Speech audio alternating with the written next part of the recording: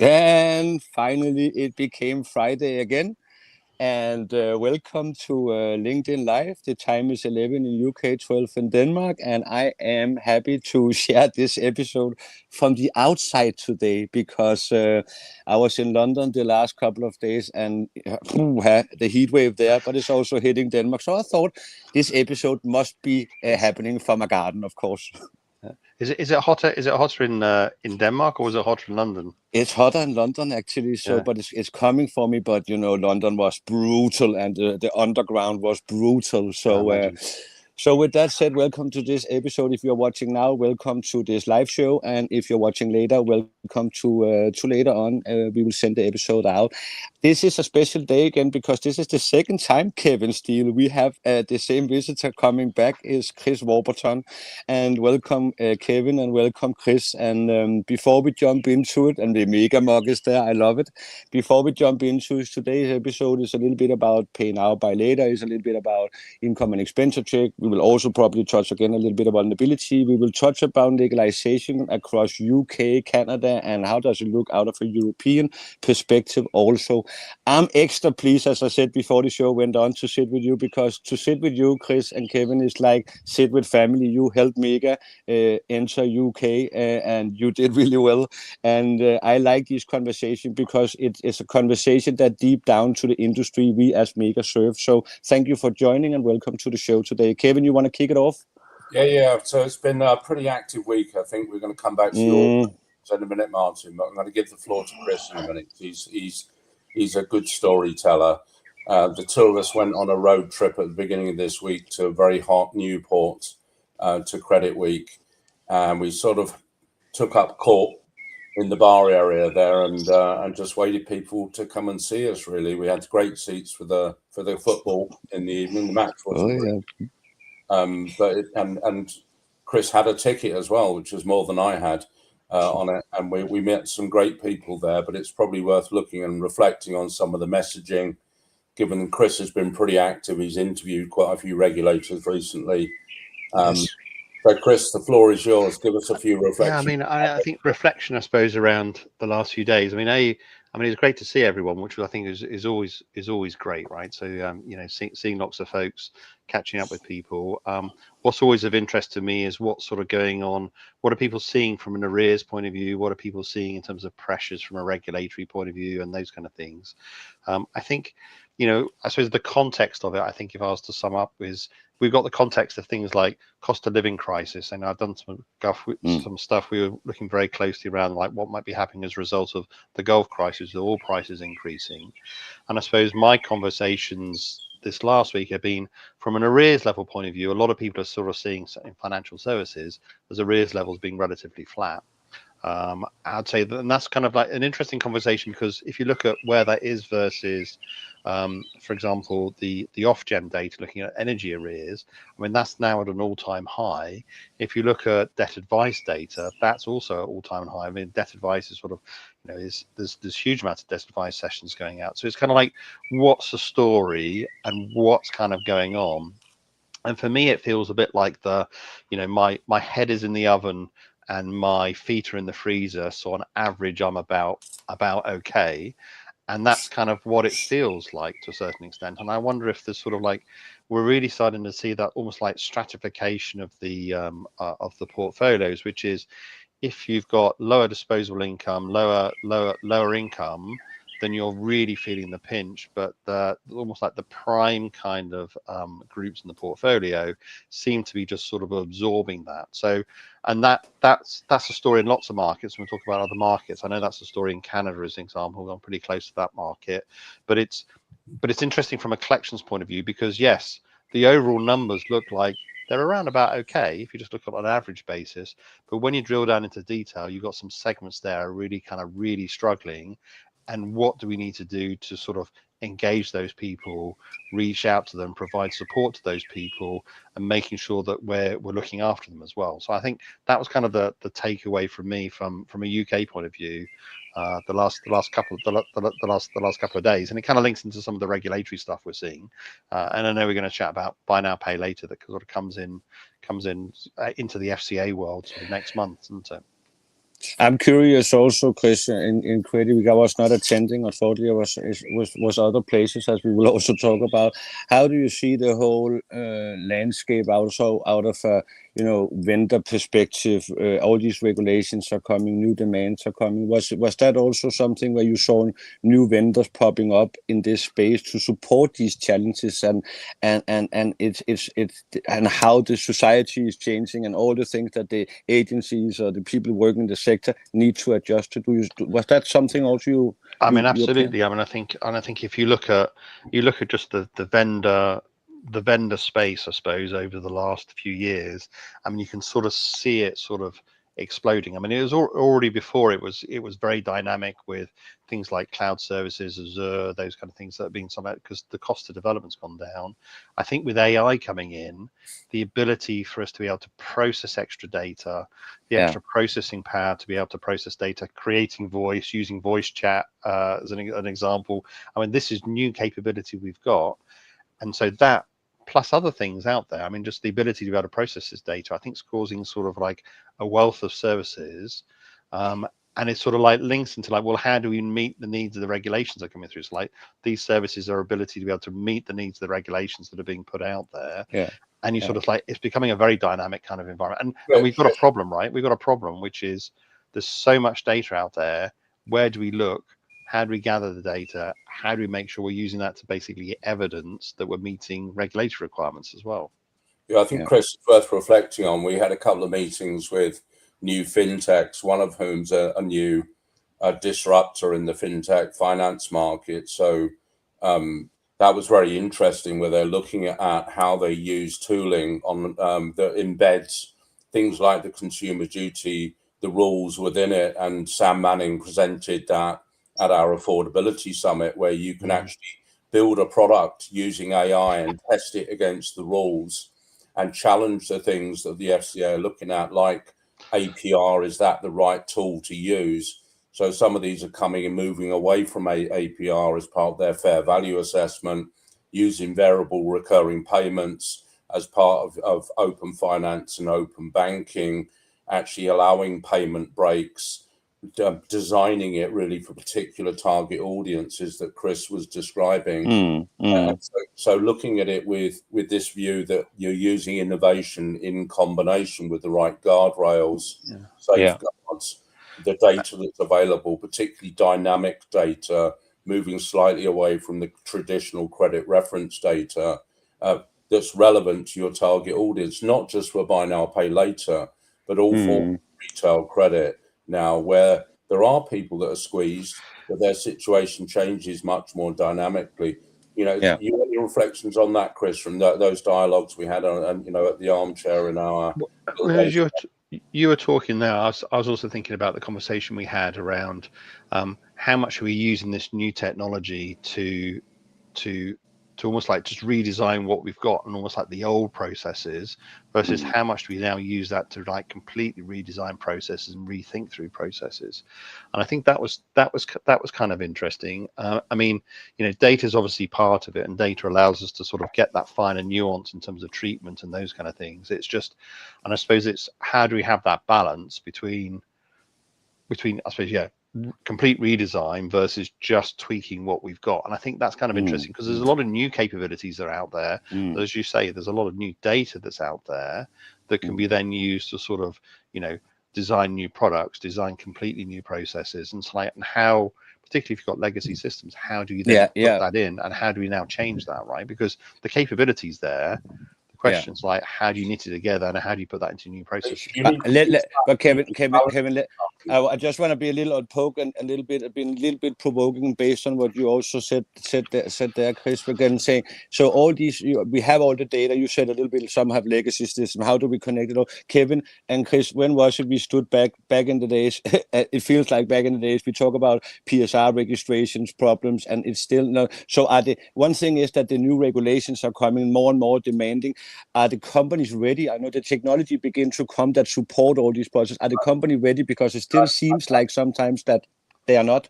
I think you hit the nail on the head there, which is one of my concerns. Before we get on to buy now, pay later, I posted, and I've been communicating it through my trade body communications. Last Friday, new Information Commissioner rules came into play around having a data protection complaint policy that relates to personal data.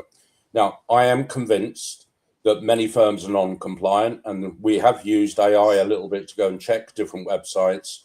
The vast majority of firms, and this applies to all UK firms, are meant to have that complaint policy, and it should be on their website. They aren't. Now, if firms aren't ready, then consumers will not know about this. So, there's this complete time lag with everything that's going on with this complete conveyor belt we keep talking about. But at the same time, it's a major opportunity for innovation. And Chris and I talk about this all the time. So those that are in the vulnerability space have been building large language models. They've been doing identification detection. You were with IP integration earlier this week, who are doing tools within big contact center environments to detect vulnerability. We now need to do that with data protection, looking out for conversations that are leading to a complaint where people are using the word data breach or words data breach, GDPR, technology, language that we're beginning to see that consumers are becoming more savvy to, where they're not happy with how their data is used. Now, in a sales environment, which you're familiar with, Martin, how data is moved, we share with trusted partners. It's quite common for a consumer to say, how the hell did you get my data? We're also looking at that at the back end as well, particularly where DCAs and others are involved. So some of the tooling, if going beyond a policy, which I almost give free of charge to my members, is then looking what is the impact for frontline staff being able to spot this in their when they're humans, but also for Mega, how do we spot this in everyday conversations that consumers concerned, and you may be picking up a downstream complaint. But even there, Kevin, you're talking about processes there, the capabilities there, the data's there. We just have to ask the right question in this new environment to be able to pull this stuff out, right? So there's intuition there around like when this regulations come in. If we've got the right infrastructure, we can now start to evidence those things. Whereas our old processes, it was very difficult for us to do that, right? So this requirement sort of like is accelerating, isn't it?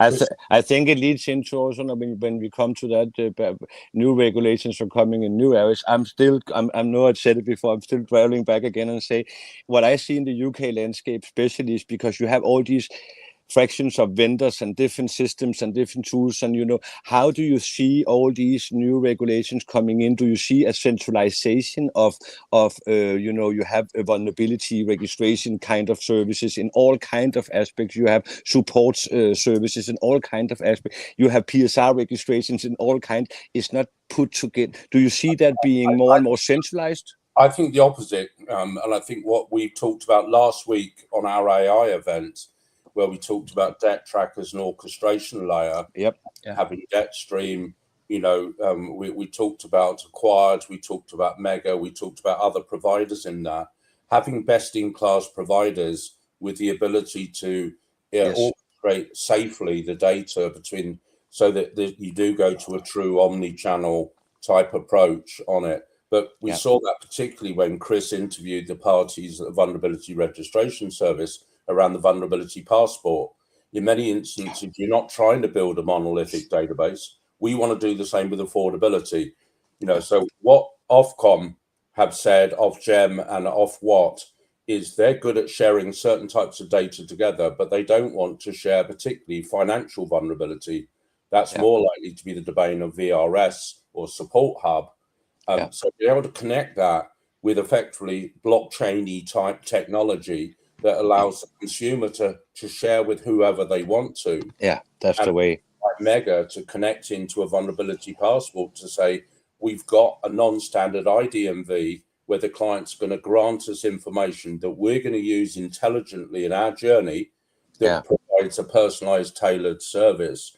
So that's my personal view. I think we will go to a more distributed, best-in-class. I agree. But you've got to have the orchestration layer. What you had, Chris, on your shirt at the LinkedIn post, Kevin did tell me again once, not 20, and say that is the whole clue to centralize, let the consumer have the control, let vendors share into that. So,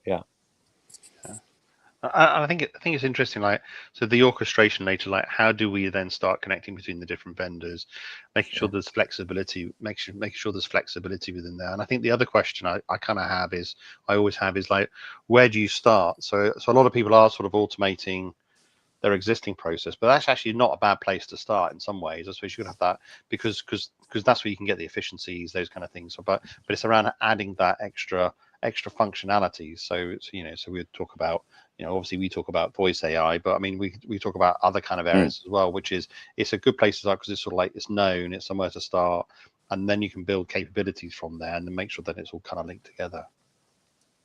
Yeah.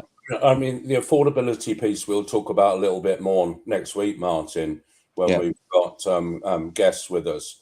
But that ability to go off and pull in external data from your own CRM, other pieces of the jigsaw, and particularly around affordability, because it's very topical this week.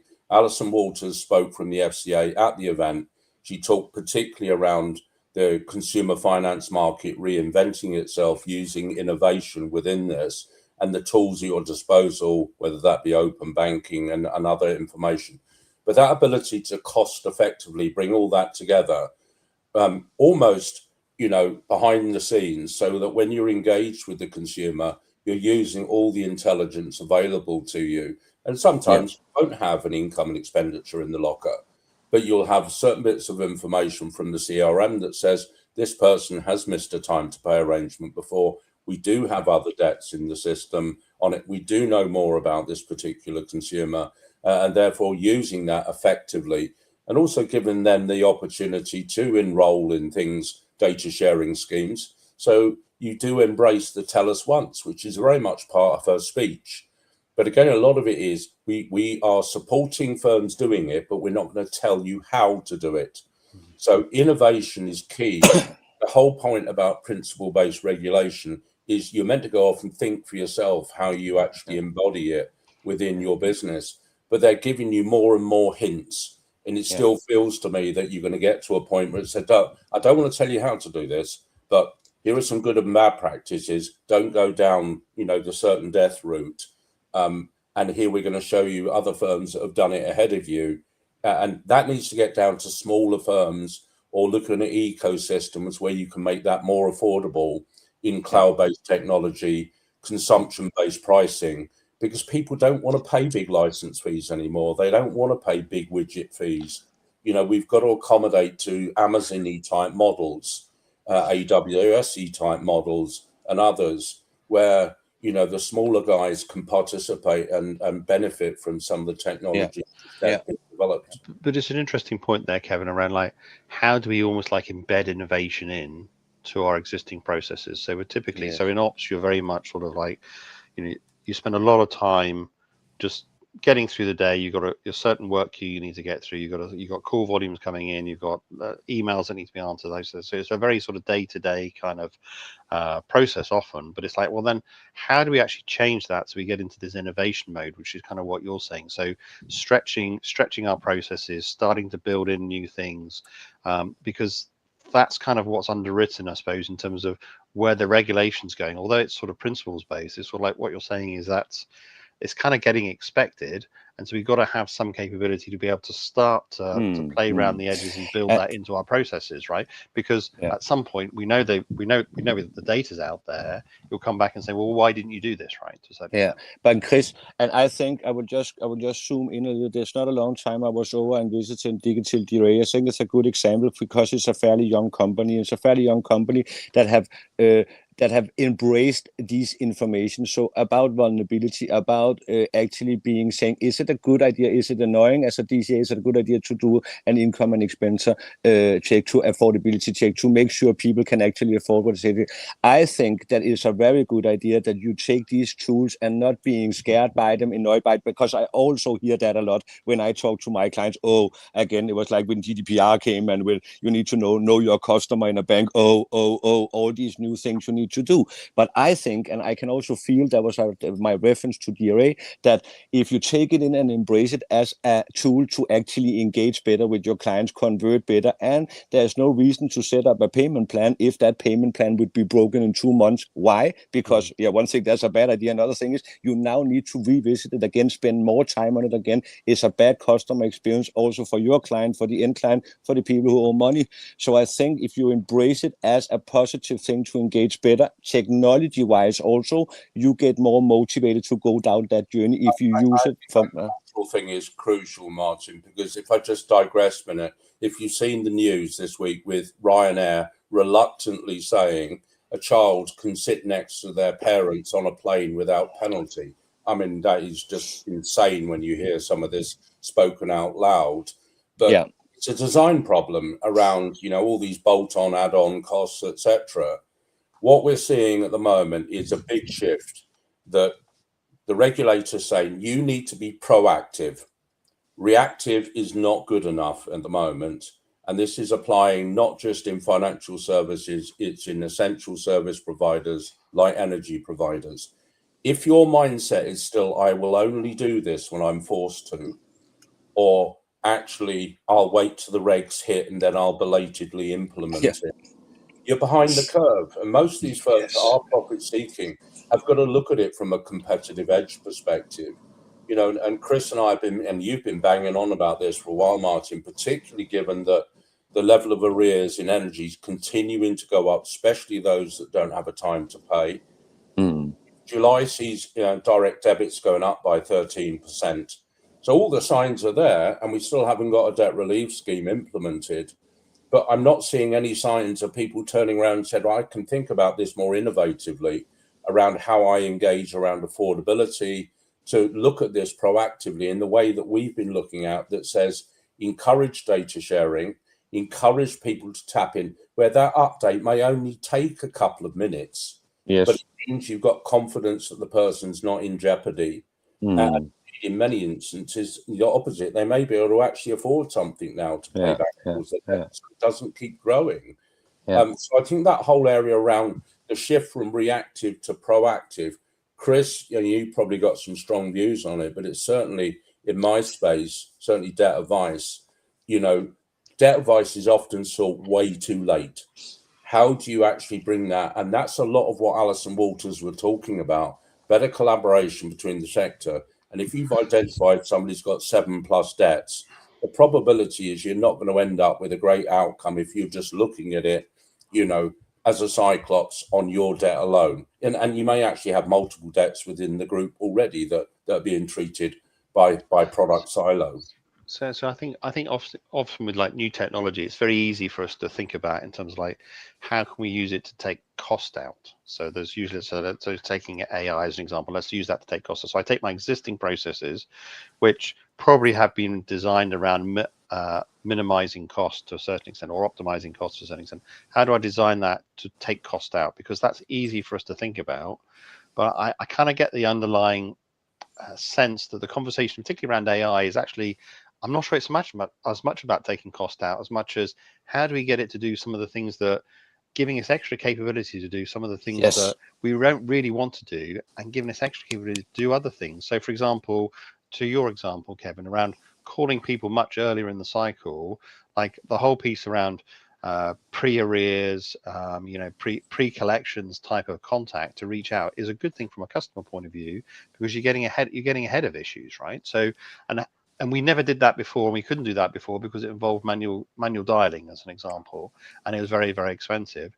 Now we get the capability to be able to do that. So it's like, how do we take this new technology, start to think about it, to use that extra capability to give extra customer benefit or extra customer support? Because I think that's going to be a competitive advantage, and I think that's probably what's going to come through. And I'm not sure that AI is actually going to.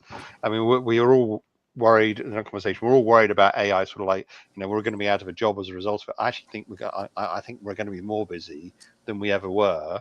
Because it's going to give us the extra capability that we didn't have before. Chris, I've got a challenge for you both here. Here's one of my thoughts from having watched the football the other day, which was a pretty poor game, but the adverts are promoting gambling, all sorts of it.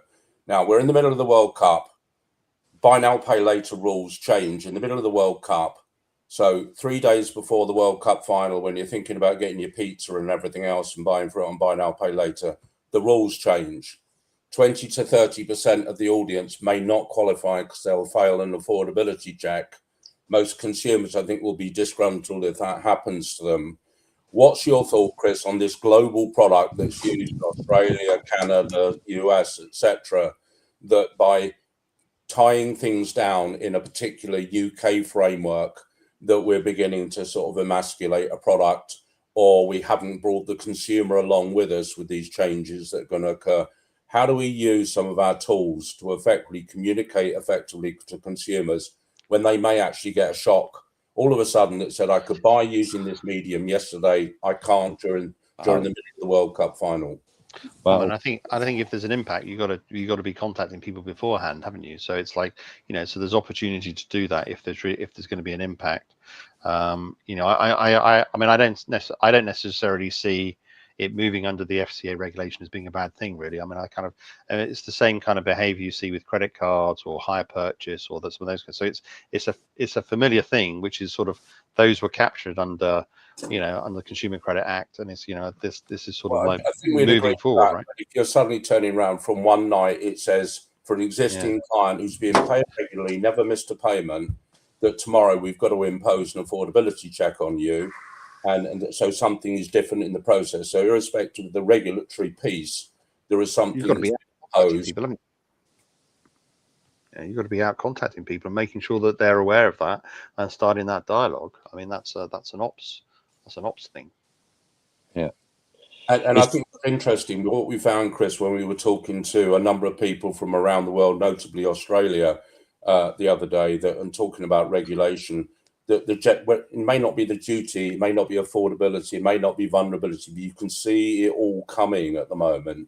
And again, I don't know if you've got a thought around that, particularly given what Martin's doing at the moment in working with some of our global clients into other territories. What do you see the trend there? Well, I mean, I think it's so it's all trending the same way. I think Australia and the UK are similar in terms of, with some nuances in terms of in terms of the regulatory piece. And I think they're sort of like, they're close siblings, I suppose, from a regulatory point of view. Other markets have less regulation or slightly different regulation, maybe a little bit to the way it used to be, I would say, with the UK kind of lens on it. But what we do know from those two markets is we just instinctively we know it's the right thing to do for the consumer. And I think just taking those two markets as an example, we know that that's also been the right thing to do in terms of, like, from a collections point of view. It hasn't had massive negative consequences. It can be done, and it's a tremendous kind of brand value. So I think no matter what market it's in, it's probably a good thing to think about around proactive outreach, putting the right the right support options in for customers. So I mean, I'm an advocate of that, no matter what market it is, what the regulation is. The regulation obviously kind of helps, but it's still the right thing to do, and I think there's commercial reasons to kind of do it as well. Tell us about Canada. You've got dual residency, Chris, so you're our domestic expert there at the moment. What are the synergies there, do you think? You've been over a couple of times. You did an affordability summit there earlier this year. You're going back later on. I think Simon's joining you. You may get the digital DRA guys to join in on a few other of the clients that we've got working with that have got operations in Canada. Yeah, I mean, I think from a Canada, obviously I spent 10 years there. I mean, I think it's there's opportunity there, and you can sort of see the local regulators sort of starting to move in the same direction as we've seen in the UK. It's not quite the same as the UK. It's probably a little bit less interventionist than it was in the UK. There's a lot of focus, I think, at the moment around mortgages and interest rates around that, with mortgage prices kind of changing, and I think that's probably the primary concern. But you can start to see, I mean, consumers are still under pressure. You still have this like too hot and too cold kind of average kind of question that's out there, and some consumers are really under stress. I mean, like, grocery prices, as an example, are more expensive over there than they are in the UK, as an example, which Over here, we don't really feel that. We think it's very expensive here, but actually it's relatively cheap in in a lot of global markets, a lot of Western markets, at least anyway, in the UK. But it's still expensive, right? So consumers there, just like here, are still under stress.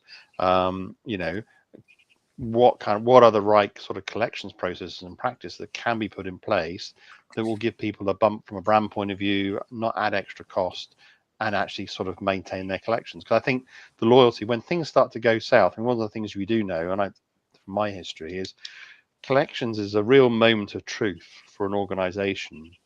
And if you treat people well in the collections in the collections process, you can actually come out with better NPS scores than you do in the customer service process. And I've seen that in my history, because people are under stress, they're under strain, and if you treat them well, they really appreciate it. I mean, it's just a human thing to do. They really kind of appreciate it. And just the loyalty that adds to the brand, reducing churn rates, sort of, making sure that you're sort of, actually getting payment arrangements that kind of stick. And the psychology around that is tremendous. And I think we sort of see that in the UK and Australia. I think that can happen in other markets too. I love that. I love that comment to end the show with, because I think again you put really a fat the last couple of minutes under why do you need to do it, out of a commercial, out of a brand perspective, out of the services that you are delivering to your clients. And I see it become more and more relevant. There was a big BPO organization said to me again, we are not measured anymore on the number one is not measured on how much debt do we collect. We are measured on how satisfied are the client, and if we understand them well enough, they will be more satisfied. With that said, Kevin and Chris, thank you for joining this Friday's LinkedIn live show. Amazing to see you again, Mr. Warburton. We will see each other a lot more. Kevin, I will see you next Friday. We have guests coming in. What do you say, Kevin? Stay hydrated. Stay hydrated, because it's hot all over the place. So see you next Friday again on the same time. We will announce very soon who is the secret guest coming in. But let me just tell you, we will stay in the same area for a couple of weeks more. With that said, have a wonderful Friday, wonderful weekend, wherever you are. Thank you. See you. Bye. See you. Bye.